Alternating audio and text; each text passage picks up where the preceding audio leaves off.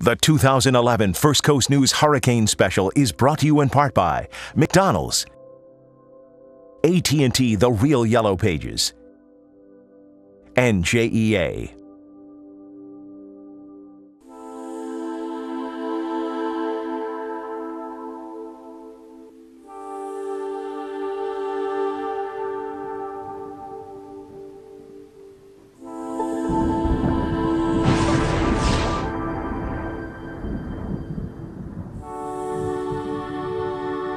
Far too many people will not be prepared.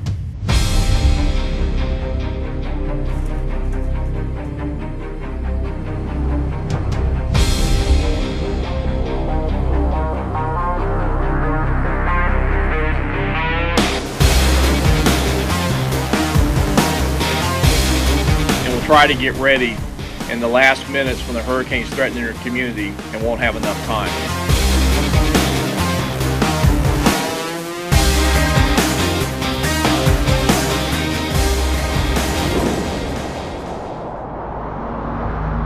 This is the 2011 First Coast News Hurricane Special, protecting your home. Complacency has become a big enemy in this hurricane season. Our goal tonight is to be proactive, to get you to get up and take the necessary steps to protect your home. There are facts, and then there's the truth. To clear up some of the myths about what will protect your home during a hurricane, we work with the Clay County Emergency Management folks to find a condemned home. Since the window can become one of the most vulnerable points of a building during a hurricane, we created several scenarios to see what would protect you on the inside from flying debris. On one window, we duct taped the glass, perhaps more heavily than you would do, crisscrossing the tape in every direction. On another window, we had installed a sheet of 3/4-inch plywood. It was secured by bolts anchored into the cinder block walls, which is pretty common with this type of window protection. On two windows, we also had hurricane metal shutters installed. One shutter was reinforced by metal braces. And our final test involved hurricane-proof windows. An Atlanta-based company ripped out 3 of the windows and replaced them with their own hurricane-proof windows that are built on the same concept as a car windshield. We then recruited the help of the same Atlanta company using a lumber cannon for our tests. It is a high-powered gun that meets the state's hurricane testing standards. What you're going to see is as close as we can get to what you may experience in a hurricane. Over the next hour, we will see what worked and what failed. Thank you, Ken. You know, the first thing people usually do when they're thinking hurricane, thinking time to prep the house, they go to that monster right there, they go to the window, and they duct tape it up. Take a look. Just the crisscross is something that we've seen all the time. Now, how do we test this? How do we test how effective the duct tape is? Sure, I could step about 63 feet back, throw a heater, but let's make this real to life. As real to life as possible. Mike Turner, my man, has a beast-sized cannon. Tell me what we're dealing with here. Well, what we've done is we've brought our air cannon from our laboratory here. Okay. And what it'll do is it'll simulate an ASTM test method that we test windows to. Okay. It'll shoot a 9-pound 2x4 out at about 34 miles per hour to simulate windborne air debris. Sure, sure. So we're talking to get this 2x4 up to what, 34 miles per hour? 34 miles per hour. We're talking about the strength of a Category 1 to even a weak Category 2 hurricane. Possibly. So up to 100-mile-an-hour winds that would send a projectile like this through a window like that. How effective do you think the duct tape's going to be with your machine? I don't have too much faith in the duct tape. Not too much faith. Yeah. Okay, very, very good. Of course, the most important thing is keeping the seal of the home intact. Once you break that seal, once you get the hole through the window, that creates a bit of a pressure gradient. Wind's just going to rush in there, rip the roof of your house right off. So we're going to go ahead and test the duct tape with the mean old cannon, see how that works. All right, we're doing this thing. If my man is ready, we're going to destroy a window, or potentially we're going to do this in 3, 2, 1. Fire. Oh yeah, come on, come on, come on. This just happened. Little laser sight. That thing's going to fly right through there. All right, duct tape did literally nothing but just hold all that together, but that doesn't matter. The wind has already come in your house, taking your roof off. Okay, so this is the 2x4 through the window with the duct tape on it. Of course, you would have already evacuated, so your person wouldn't have been in any immediate danger. However, it's what you would have been coming home to. Well, you evacuated, but would you come back to a home? Actually, probably not, considering the strength of the winds. Yeah, you may not have a house should this come flying through. You would have lost the roof by now. Thanks, Lewis. That clearly underscores the need for protecting your home. The best thing we can do for you, the homeowner, is to get you the information as early as possible. Here's Tim Deegan talking about the cone of concern. Well, remember, Emily is no more, but we were following Emily's cone. If you're new to the area or it's been a year, maybe you've forgotten the cone. Remember, the cone tells us the probability of where a tropical cyclone is going to go. It's not talking about where the potential problems will be. That's why the cone expands as it heads out to the east and to the northeast. Even so, storms can go beyond the cone, but it is a good guide as we head toward the core of the hurricane season. Ken? Thanks, Tim. In a couple of minutes, we'll put the plywood to the test. We've seen that duct tape has failed. Will plywood work? Hurricane season is here. I'm Claire Sims. The supplies you need to be ready to weather any storm.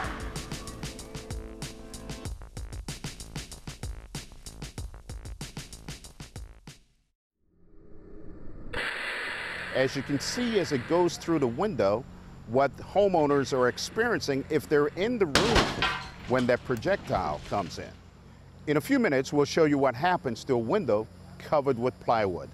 In the meantime, here's what you need to help you prepare your hurricane kit. Here's Claire Sims. Now is the time to put together your hurricane preparedness kit, and it's as simple as heading to your local hardware store. Water, lanterns, tape, everything that you could need for a potential hurricane. Travis Smith has worked at Home Depot for more than 8 years, but every summer he sees customers make the same mistake, waiting to stock up on storm supplies even though hurricane season is already here. Customer Sean Dillon says he has not put his hurricane kit together yet, but he does have most of the items he needs. Bottled water I always have, batteries I always have, flashlights I always have. And buy your supplies before the rush. A generator, bottled water, tarps, and a plastic bin to keep important documents safe and dry. Usually in Florida, battery-powered fans is like the biggest thing, because when power goes out in my neighborhood, you know, it's 100 sometimes plus. Everyone has their own checklist, but the important thing is to check it off next time you're in a checkout. Being a resident of Florida, if you've ever been in a after hurricane situation, you know that it's a nightmare to come into a store with hundreds of other people trying to get everything ready. The earlier you have it ready, the better. That way you don't have to fight the crowds. A lot of money. Depending on what you already have at home, you can usually spend less than $100 and be perfectly storm ready. But if you go ahead and start purchasing supplies now, you won't have to spend all that money right before a storm hits. Thanks, Claire. Now, a few minutes ago, we saw that duct tape didn't work. Will plywood work? Usually, if we don't have duct tape, we cover the windows with plywood. Let's go over to Lewis Turner to see if it really works. Lewis. Yes, Ken, loud and clear, buddy. Well, we've lifted the cannon now. It is fully in place for our second test. The plywood. Well, of course, that's the second most common thing people will do. Rush out to your big box store, grab the plywood, throw it on there, and think that you're safe.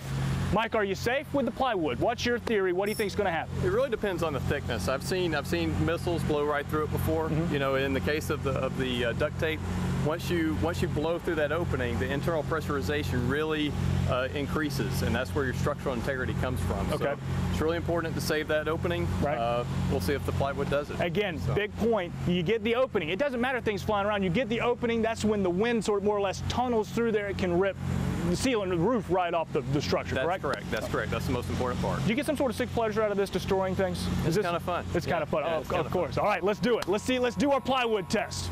3, all right. 2,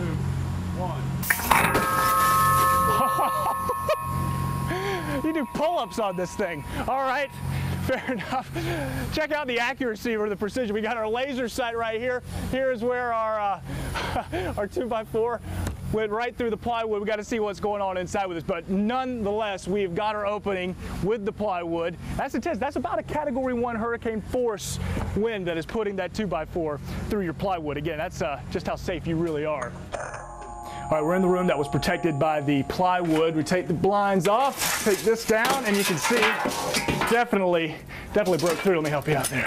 All right, so you can see broken glass. You definitely have penetration, and you're definitely going to lose your structure should we have a decent size, even a minimal hurricane. In just a moment, we're going to check out the hurricane glass, see how that withstands the old cannon. Wow, did you see that? I think it made the point. The duct tape covered window failed. The plywood covered window did not make it. So what can, we'll show you a little bit later on. In the meantime, when it comes to an early warning system, time is essential. Here at First Coast News, we've got the 2-minute advantage, which can make a difference. Here's Steve Smith to explain what it's all about. The 2-minute advantage can play a big part in protecting your home during a hurricane, and here's why. 50 to 70% of landfalling hurricanes produce at least one tornado, usually in the upper right quadrant here.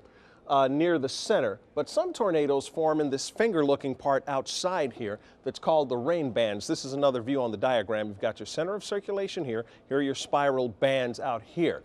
Now, the rain bands can be 150 miles or more away from the circulation center, and the tornadoes that form here are embedded in the bands, so they don't come with the usual indicators of big lightning flashes and hail ahead of a cold front.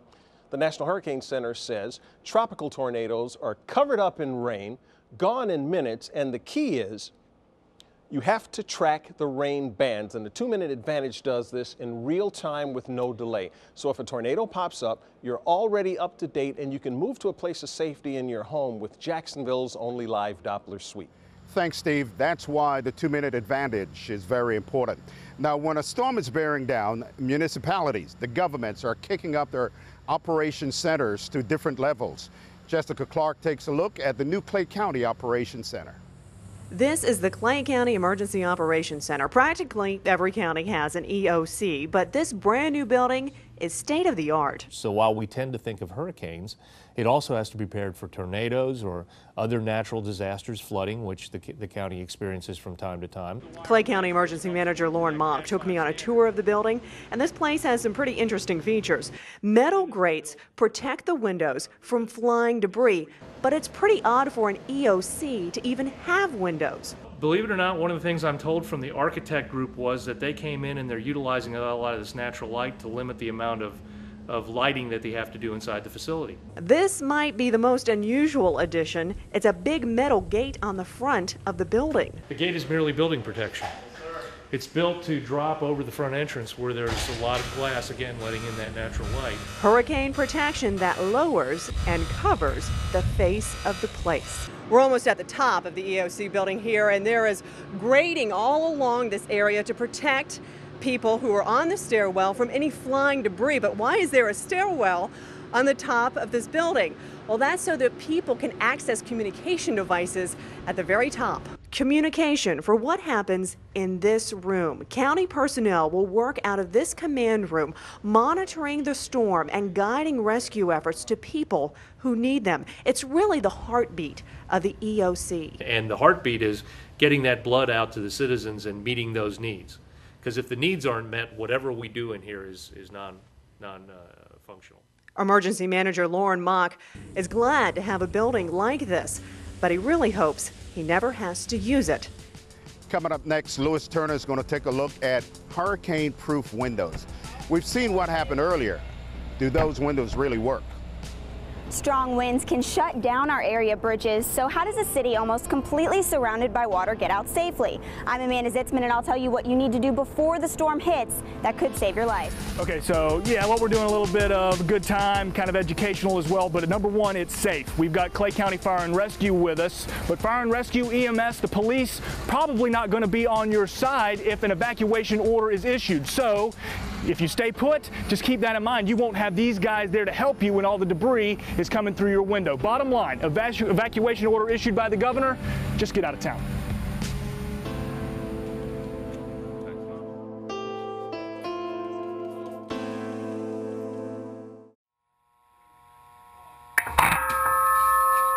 Now, this is what it would look like if you were in your home with plywood-covered windows and a projectile came through the window.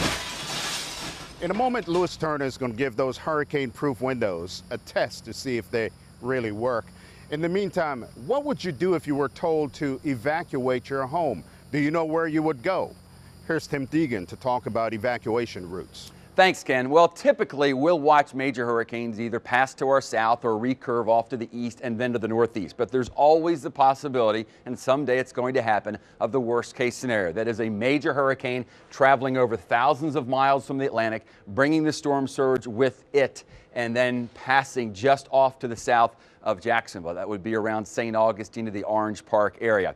That's why in the hurricane guide, you can click on it or you can pull it out on paper. Evacuation routes are there because the best way to keep you safe from a storm surge is to flee the flood. So again, click on it, grab it, make sure you know the best way to get out of the First Coast. Once you leave the First Coast, keep yourself off to the left of the projected track. Back to you, Ken. Thanks, Tim. Now, during an evacuation, you will have to cross one of the many bridges. Jacksonville is a city of bridges, but at some point, those bridges may be closed. Amanda Zitzman tells us how and when that decision is made. When we close bridges, we're locking the city down. We tracked down Chief Marty Centerfit, the director of Duval County Emergency Preparedness. During a tropical storm or hurricane, he says the EOC places officers with wind meters at all major bridges and flyovers in Jacksonville.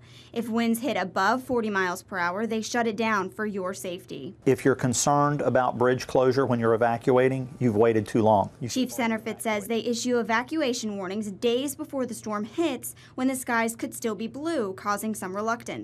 But that hesitation could cost you. The whole concept behind evacuation is we're running from the storm. If the winds are above 40 miles an hour, the storm's here. There's no more running from it. Now, once they close a bridge, there's essentially no alternate routes for us to give you. For example, if the Dames Point is closed right now and those strong winds move southwest, the Matthews, Hart, and Fuller Warren will be closing in 10 minutes and the Buckman in 15 to 20. So really, there's nowhere to reroute you. The message that I want y'all putting out is, ladies and gentlemen, the storm is here. It's no longer safe to drive. But if you are stuck, like these drivers found themselves when Hurricane Floyd's arrival caused a massive traffic jam on the First Coast in 1999. At that point in time, your only choice is to find a place to shelter in. Either go to a shelter of last resort, a friend's house. Bottom line, leave before the storm arrives. That way you're driving safe. If you wait until the storm is upon us, there is no safety anymore. Don't wait till the last minute. Thanks, Amanda. Now, Lewis Turner has been showing us why it's important to protect your home. He's about to test hurricane-proof windows to see if they really work. Let's go over to Lewis now. Lewis! Okay, we're on the other side of the house now. We're going to try something a little bit different. The folks at YKKAP have brought us some hurricane glass. These are your windows. We're about to fire at your windows that you provided. You haven't paid us any money. This isn't sponsored, okay? But you feel confident that you're going to stand up to the 2x4s. It's going to break the glass and bounce right off. Okay, how does that work? What happens is that the frame is reinforced with aluminum, and the outside layer is going to break because that's the energy layer of the glass. Sure. The inside layer has a PVP inner layer, which will actually allow the 2x4 to bounce off of it. Big words, it's going to work. It's going to work. Okay. I'm confident. Guys, you ready with the cannon? All right, let's do this in 3, 2, 1.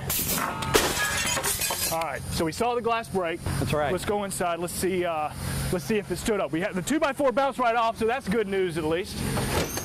All right, coming in the house. All right, lovely, lovely, lovely. Okay, so obviously the 2x4 did not come through. Okay. So the integrity of the envelope of the home is still intact, and the roof will not blow off because there is no hole here.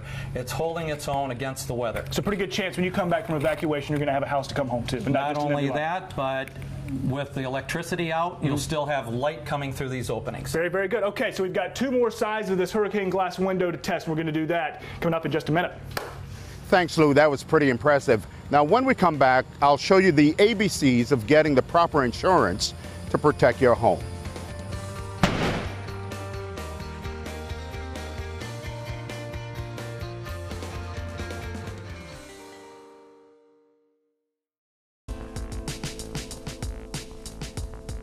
This is the first hurricane-proof window we tested. You see the results. We've got a couple more to test. But first, insurance coverage. Do you know what it takes to protect your home during a hurricane? Here's an insurance expert. Thank you for calling Brightway Insurance. This call may be recorded for quality assurance. David Miller, we're in the middle of the hurricane season. What should you be shopping for when it comes for insurance?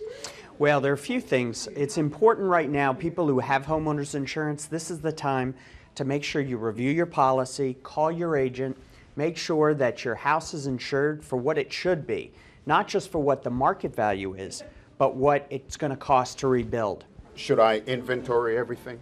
Yeah, it's a great idea. Either Brightway, you can go to any of our local 25 offices and they can provide you a home inventory tool, or what a lot of people do is they'll take their video camera and video everything in their home.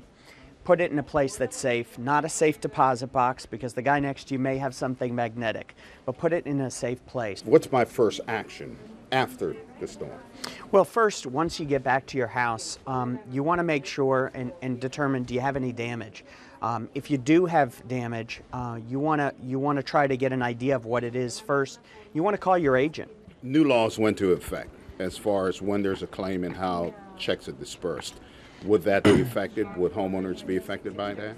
No, it shouldn't be. The new laws state that instead of 5 years to file a claim, you still have a few years after the claim to go ahead and file it. Hopefully we won't have a storm, but what are the 1, 2, 3 things you must do?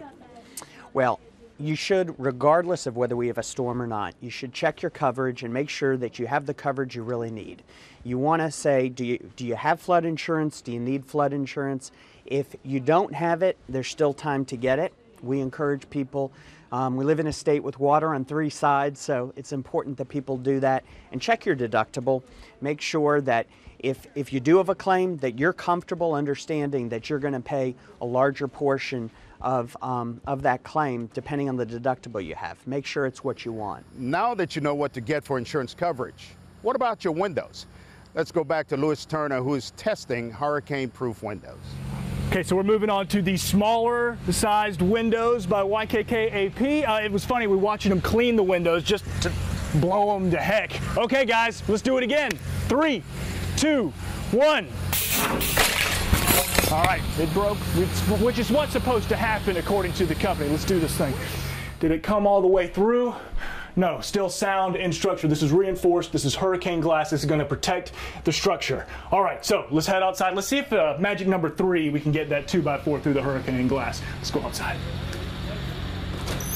All right, so we've got number 2. Let's see if the 3rd time's the charm. A little reminder, if you're just seeing this, that is the cannon right there, simulating, category 1 strength winds up to 80 miles an hour, perhaps even 100, shooting that 2x4 through our 3rd window. Let's see how it works. One more time, guys, in 3, 2, 1. All right, okay, we had break. Again, that's what is supposed to happen. Let's see if the seal was more or less broken with the old bat. All right, yeah, that seems pretty good. Seems pretty solid. Still have a seal, and when you come home from evacuation, you're still going to have a roof, so that's a good thing. In just a minute, we're going to test some hurricane shutters, see how those will stand up to the old cannon. Meanwhile, back to you, Ken. Thanks, Louis. If there's an evacuation, that brings many questions like, where do I go? What do I bring? Can I bring my pet? We'll have some answers when we come back.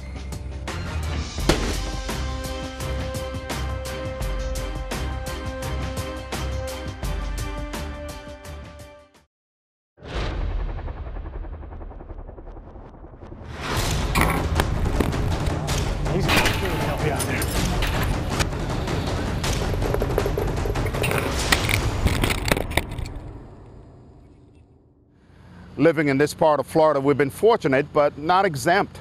Mike Prangley takes a look at the history of hurricanes that have hit the First Coast.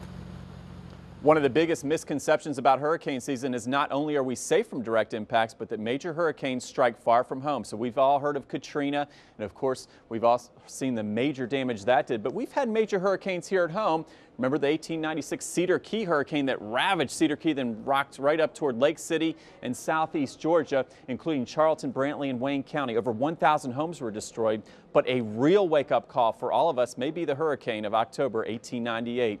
Not only was the Jacksonville area hit hit with what was amounted to a hurricane stronger than Katrina, but Cumberland Island had wind speeds of 135 miles per hour, and folks were taking shelter in the St. Simons Island Lighthouse just to stay safe. Now you can see this hurricane came right in as a Category 4 on the Saffir-Simpson scale, and this is just yet another reason why you need to prepare now, and as always, heed the warning.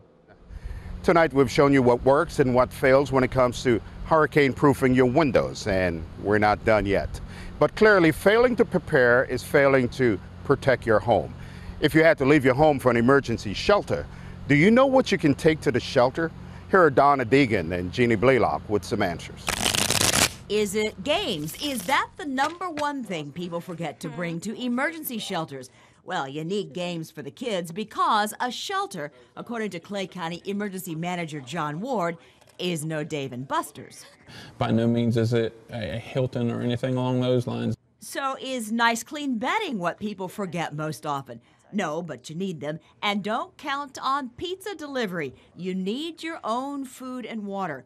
Plan to be in a shelter from 3 days to a week or more. You need clothes, too. That's easy to remember. But this is the #1 most forgotten item. Medication, enough for 10 to 14 days. And ice if it needs refrigeration. I'm a diabetic. Ward himself depends on this insulin pump. Days in a shelter without medicine for some diabetics. You're going to be in a very bad way. You could potentially end up dying. So plan ahead, refill your medications, think about what you need. Food and water, bedding, games, clothes, and medicine. But whatever you do, don't be penny pack it all and bring your whole house because you only have this much space, 20 square feet. And if you have medical needs, say a plug for oxygen, register now for a special needs shelter. Call your county emergency management. And one last thing. Oh, a can opener. Cold corn may not be too great, but it beats beans you can't even get into. When Hurricane Katrina hit back in 2005, thousands of people chose not to evacuate because shelters didn't allow pets. After that devastating storm, the federal government mandated every county offer some pet-friendly shelters, and the First Coast is no exception. In hurricanes, as with most stressful situations in life, the more you plan ahead, the better off you're going to be. You can fill out a pet-friendly shelter registration early. You can download these off of any emergency management site, and that'll make sure that when you take your pet to the shelter, you don't have to wait in long lines to register. Shelters that lets them know what to expect and how many to expect in each area. And then we have certain requirements that are needed that you need to bring. For instance, for little man here, a pet carrier he can stand up in is required. You'll also want to bring his leash, toys, any medicines and food that he'll need for 72 hours, and he won't be admitted at all without his vaccination records. Almost every pet is allowed into a designated pet-friendly shelter, but there are exceptions. You can't bring snakes to a shelter. No, no reptiles. I'm so happy to hear that. No reptiles, dogs, cats, pocket animals, rabbits, hamsters, gerbils, that type thing are what's allowed at an animal shelter in Clay County. But please, nothing that slithers. And remember, you'll be walking your own pet. The shelter is there as a last resort for you in a storm, but the responsibility for your pet and his upkeep is yours. Ken, back to you. We've seen what happened to the windows, but what about the walls? Let's do something different. Lewis Turner is now testing the walls. We're talking 60. Never shot over this speed before is what we're hearing. So we're just going to say that's a lot. We're going to say it's bigger than that Cat 2, and we're firing at the house instead of the glass. So we're going to see how structurally sound the actual cinder block house is that was built pre-Hurricane Andrew standards. I think we're being told that we're actually going to need to back up for this one. Going to put down the shades as well. All right, you guys ready to fire the cannon? Oh God, ready as ever. All right, I'll count you down. 3, 2, 1. Holy! Woo! Are you kidding? Is it safe? Is it safe? Yes. Okay, thank you. Beside that being the scariest thing I've ever seen in my life, can you imagine? Okay, so that it very well could be happening to your home. Good reason to get the heck out of Dodge should a hurricane be bearing down on the First Coast. Wow, did not expect that. Hurricane windows, maybe, but not a brick wall. In a moment, Lewis will test hurricane shutters. But first, Tim Deegan tells us where the flood zones are.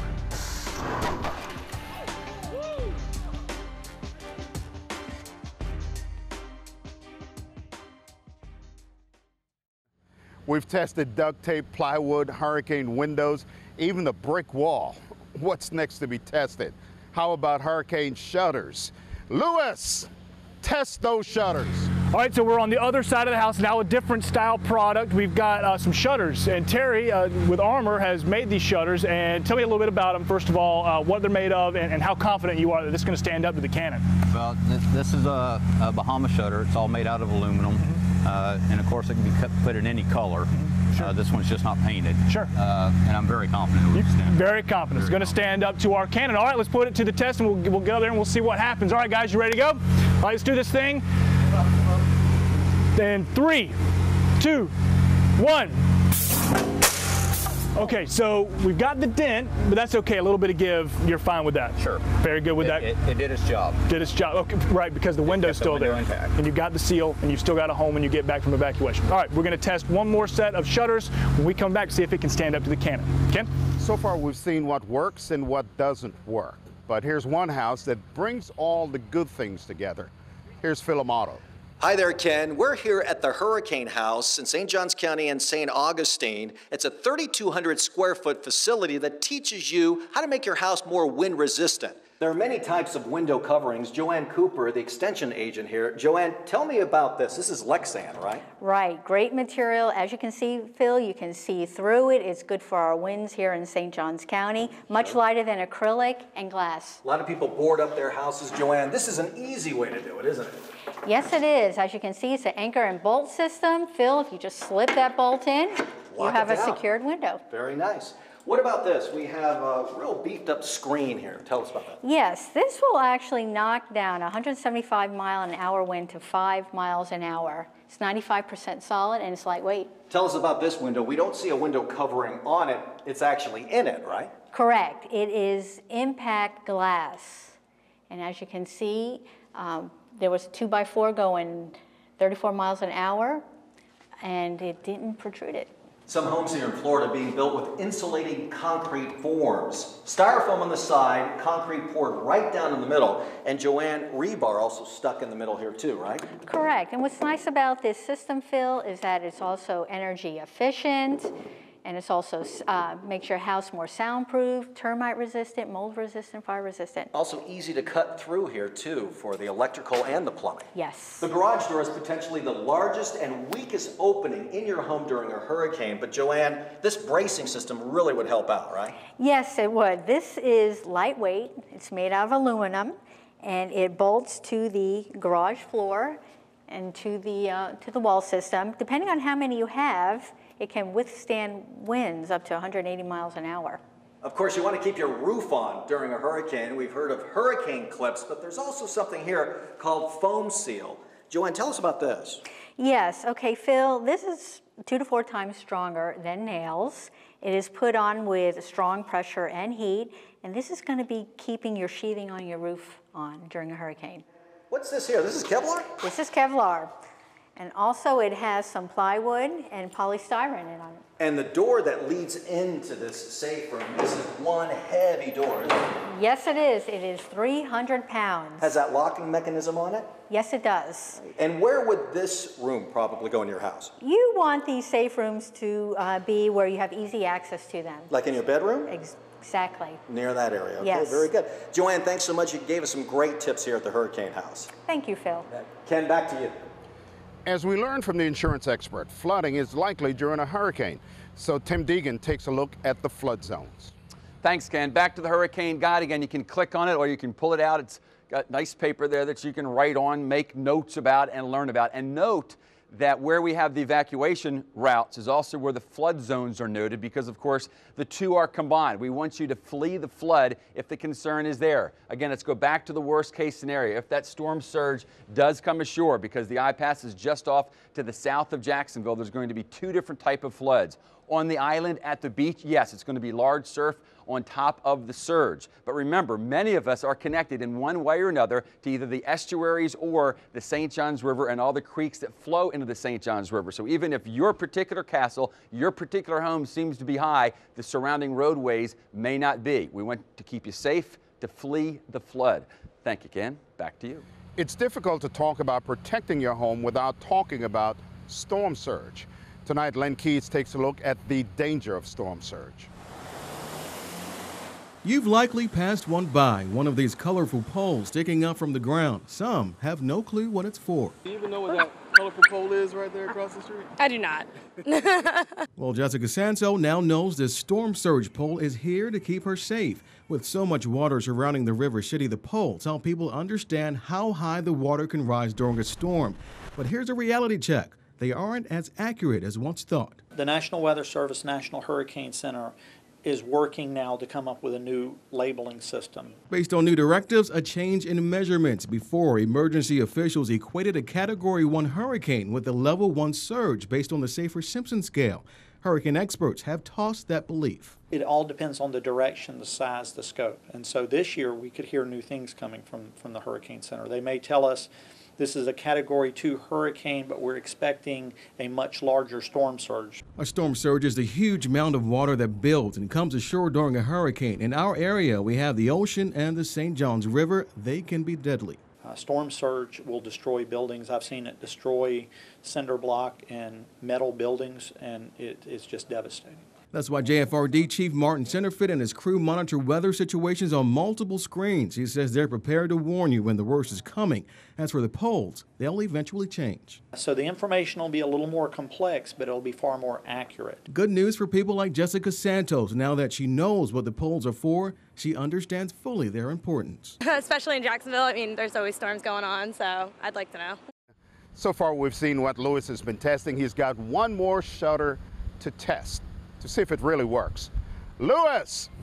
Ken, it's the last test. It's the moment of truth. It's the big tamale. It's the one we've all been waiting for. We're shooting the cannon one more time. Oh my goodness, Terry, it's the last one. How do you feel? You gonna stand the test of time? You gonna hold up to this hurricane cannon? It will hold up. It will hold up. It will hold up. Okay, a new shutter, a different look, but the same basic effect, right. Correct? It's a colonial style shutter, but it's same effect. All right, we're gonna see if we can take out the colonial style shutter. Guys, with the cannon in 3, 2, 1.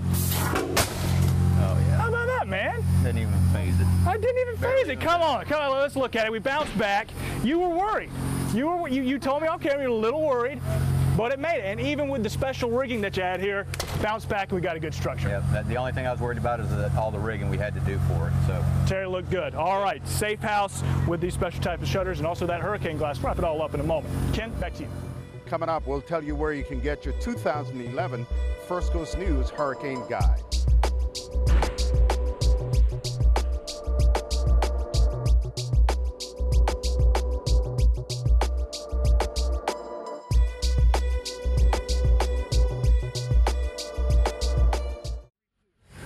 Oh, Bessie, she did her best against the hurricane glass. YKKAP brought us nothing, not even a dent. Broke a little bit, but it did not go through the house. A sound structure there. Here, now on this side of the house, we had the duct tape.